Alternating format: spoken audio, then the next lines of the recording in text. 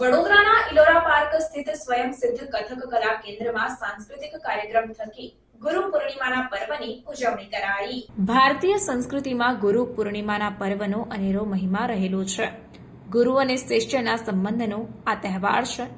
આપને જણાવવા માંગીશ કે ગુરુ શબ્દમાં ગુ એટલે અંધકાર અને રૂ એટલે પ્રકાશ, ત્યારે ગુરુનો અર્થ થાય છે અંધકારમાંથી પ્રકાશની તરફ લઈ જવું।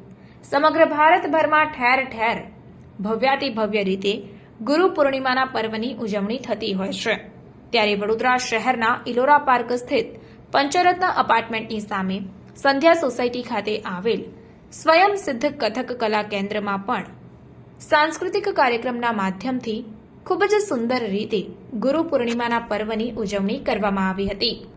આપને જણાવવા માંગીશ કે સાંસ્કૃતિક કાર્યક્રમ દરમિયાન સ્વયં સિદ્ધ કથક કલા કેન્દ્રના વિદ્યાર્થીઓ દ્વારા વિવિધ કૃતિઓ ખૂબ જ સુંદર રીતે રજૂ કરવામાં આવી હતી અને આ સમગ્ર કાર્યક્રમનું સંચાલન સ્વયં સિદ્ધ કથક કલા કેન્દ્રના સિનિયર સ્ટુડન્ટ્સ વૈદેહી અને મહેક તથા તેમની ટીમ દ્વારા ખૂબ જ સુંદર રીતે કરવામાં આવ્યો હતો અને એકંદરે આ કાર્યક્રમ ખૂબ જ સફળ રહ્યો હતો।